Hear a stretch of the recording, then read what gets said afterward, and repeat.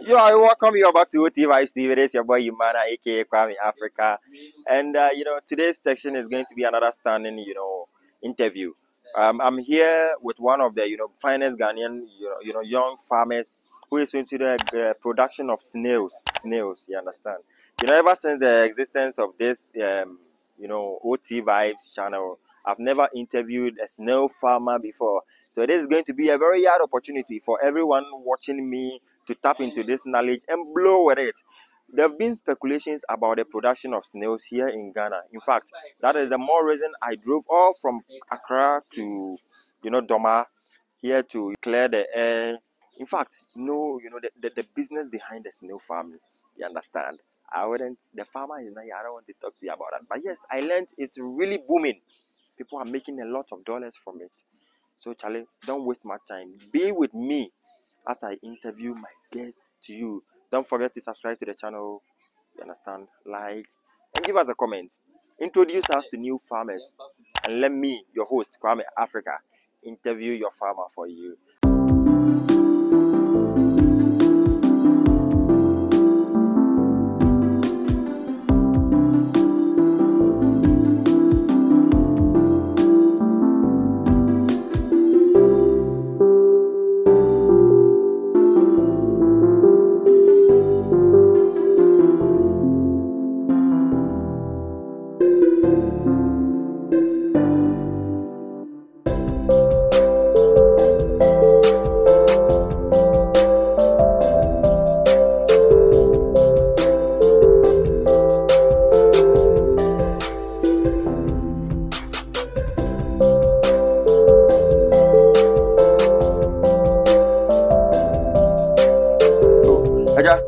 Yeah, over.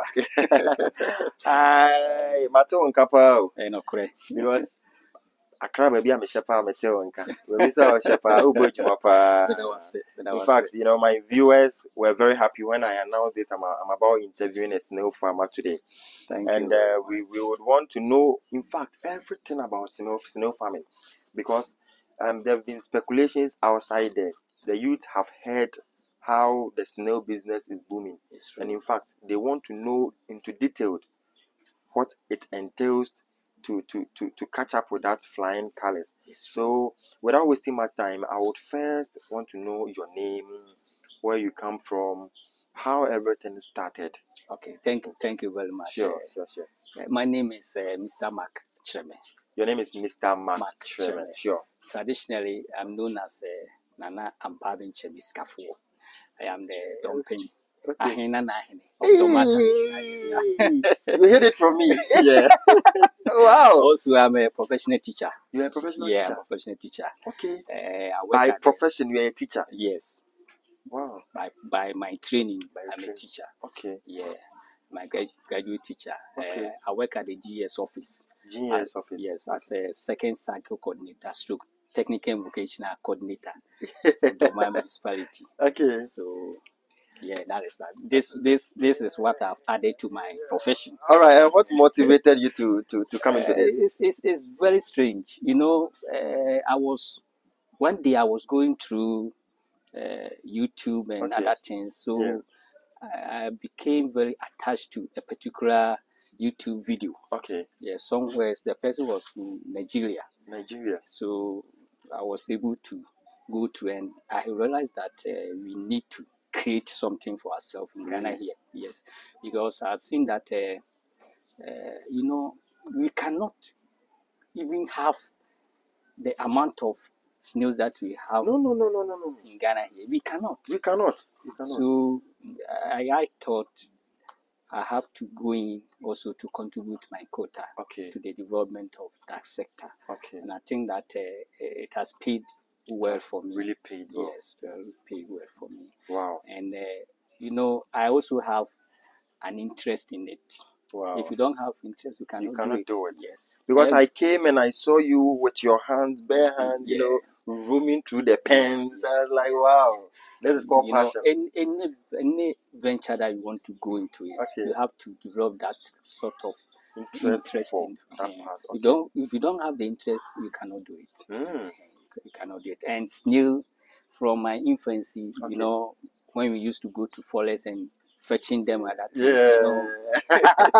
And so you really like it, yeah, and there's money also inside. Really? Yes. Aside you know, buying to eat, you know, when you take a seat turn to the business aspect too, it's very good, eh? Very, very good. And very soon I will try to calculate, and you will see how sure. You need to venture into that business. Wow. Snail is very nice business that I will even employ all the youth to go into snail farming, because it doesn't take much of your time. Sure, because you know that the demand here in Ghana, we don't even meet it like 10%. No.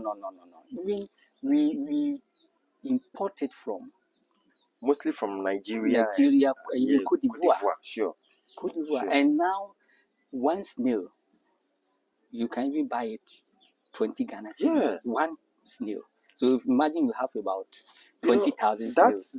Yes, I understand. And I know what you are saying. Even when you come to Accra, they can give you about 6 pieces or 5 pieces for 120 cedis. Just last week, I bought some at Kaswa. Yes. It is a rainy season. That's why you are buying it in that level. But when it is a dry season, you buy 150 cedis in Accra. You know, I don't argue with you at all. I don't. It's a rainy season. That's why you are. That's why we are even buying it at that, and we are even crying at that point too. Yeah, very soon from.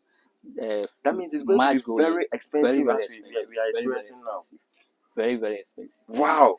We need to encourage the youth to go into it. It will help the whole of us. I have one. He's a pharmacist, you understand, but he needs, you know, another side job that he can be doing to keep himself busy out of duty. And he told me, I wish I had his pictures. He has, you know, I was there when you called me saying, I watched this video like we are talking. Somebody was saying snails. So I woke up the following day. I constructed a pen.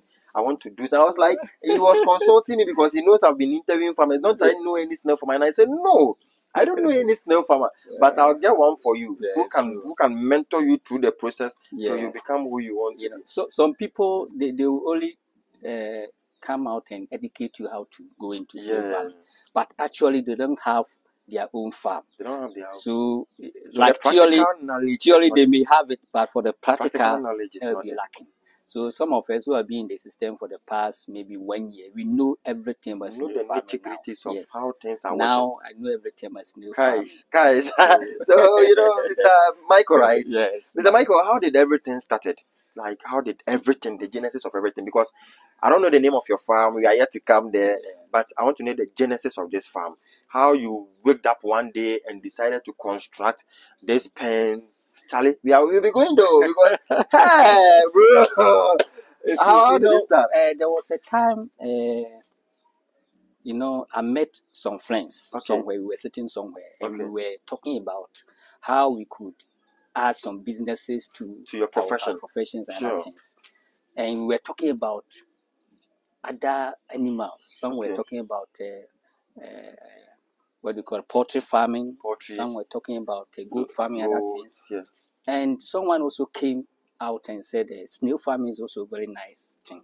So the next day when I came, I was watching whether TV3, and they were interviewing someone, and the person said he had about 500,000 snails in Ghana here. So he was even asking the host that, assuming I sell one of them, 1 Ghana or 5 cedi, how much do you think I will gain? So that one pricked me. So I decided to maybe give it a try. So like where we went to, that is where I started. At that time, I was uneducated. I just decided to give it a try. So I bought about, initially I didn't start here. I started on my plot. On your plot? Yes, I fenced a certain area. I didn't do it like this one. I fenced a certain area. I grew a lot of plant and other things over there. So I put them, they were about 60. So as the rain was going, they were doing well. But when the dry season came, most of them died. But because I had a lot of passionate for it, it didn't discourage me. I decided next rainy season, I decided to come to construct that structure that you see over there. So first was at your land, at my land. and now you decided to come here. Yeah. Okay. So when the rain started, then I could see some of them who were hiding under the soil came in here. So I got about 60 of them, the grown one. At that time, I had about 300 there. So I got only 60. Oh, so you had about 240 dead? Dead. Oh. So I brought them, the 60 here. Then I started the 60. So when I started, I could see them also multiplying. Eggs and other things. Yeah, like I told you, I was uneducated. So I normally go to the YouTube to learn from those who have been in the system for a very long time. Like this man, KT Samuel. KT Samuel. Samuel. Oh, he has been a blessing to me. I've been going through his videos and other things. Nigeria. Nigeria, I can say Nigeria, they have a very, they are money. Snail farming in Nigeria, you cannot compare it to Ghana. They don't joke with it too. You cannot compare it to Ghana. Ghana, we are gold mine. They are mining over there. So I went to a lot of their videos and it helped me. So here I had about 3,000 over there because then I wasn't educated so far as the snail farming was concerned. Most of them died. So what I decided was, no, this time what I have learned, I have to put it into practice. So that is why I came here to construct this structure. I did it by myself. You know, I went to technical school. So even the construction, I did it. So myself. Mr. Michael, with the transition from your first site to here, now to here, what was the issue with what you were doing that made you lose about 240 pieces, then finally settled here? What did you realize the problem was? The problem was that, I wasn't able to water them during the dry season. Have to water in the dry season. You have to water them for them to survive. In the dry snails, season. Yes, snail, they need water to survive. So when the dry season becomes so hard, and there is no water that you can pour on them, most of them will die, especially the baby snails. Most of them will die. And those who will not be able to die, they will normally hide beneath the soil for some time. The soil. Yes, before it rains, during the rain season, then you see them coming up. So it's because the area was so big, I was not able to pour water on them. Initially, I was trying, but so you have to be sprinkling water on them. That's what, like you have been seeing. That is what they like. That's what they like. So the area was so big, so I couldn't. So most of them died. Most of them died. So that was the problem. That was you were unable to identify that in the dry season they needed water. So you were failing to do that. Yes. So how did you realize that was the issue? When I brought them here, those who survived. When I brought them here and I was able to pour water on them and that things, most of them survived. So I could see from your old site that there was no roofing, but here in your new site, you are having a roofing. Why? Initially, I thought that snail need water. And indeed, they need water, but they don't need too much water. So they need water, but not too much water. So that has been my knowledge that they need water. So I didn't roof it. So anytime it rains, all of them, if it rains maybe excessively, all of them will go into it. And they don't like in that way. And some, especially the baby one, they will die. So as when we went there, most of them died over there. So this time around, now, like I told you, I have learned a lot of things. So I want to put it into practice. Now I have roofed it. Now I have to control the water that I will put inside here. Have you seen it? Now when it rains, it doesn't come here. I need to sprinkle water on them. So I will control the atmosphere, the condition in the pen. All right, so you are watching your boy Kwame Africa. You understand? It's getting interesting. I really like him. I really like him because they are the kind of people they take action on every information they get, and they try to make the information very useful. You understand? He didn't have any coach. He just saw on YouTube, as we all mostly do, and he grabbed the info and he's running with it. And this is farm today. So, Mr. Michael, how many pieces can you say you are having now? Now, I will say that I have about, initially, like I told you, I started with just 300 and 240 died. So it was level 60. 60. I started the 60 snails, the mother snails here. With that 60, now I have about 4,000 snails.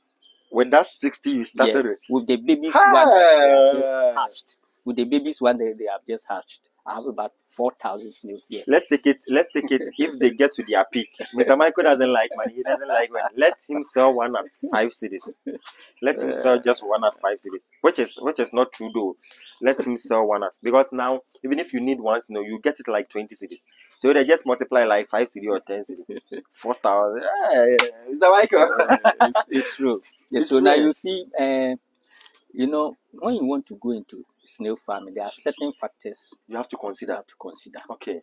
One, you have to have patience. You know something? Let's keep the factors to consider when going into snail farming to another chapter. Okay. Sure. Don't tell them more. Let's keep that one for another. So coming with the construction of the pens. How what came into your mind? Did you have any mentorship from somebody? Did you just go to YouTube, saw what you saw, came to the field and do what you did? Like I was telling you, this man KT Samuel, who is a lead snail farmer in Ghana here. Okay. He also trains a lot of people. Okay. I have his number, and we have a WhatsApp group that normally we share a lot of ideas. And he has even trained me. Let me put it that way. And sometimes I also get a lot of information, pieces of information from other snail farmers. So I put them together. Then because I cannot even get all of the idea from one farmer. I need to get it from other farmers too. So that is where, especially those from Nigeria, they are good. Nigerian farmers, they are very, very good. Yes, they have big farms. Nigeria, big farms. So that is how I got a lot of information. Really? Yeah. Hey, Charlie, it hasn't been easy, but Charlie God will just see us through. All right, so I want to get close to your pens, but before that, subscribe to the channel. It's a boy Kwame Africa. Subscribe to the channel, okay? And just keep the comments coming, keep the comment flowing. Share for people to know how we are doing, okay? Yeah.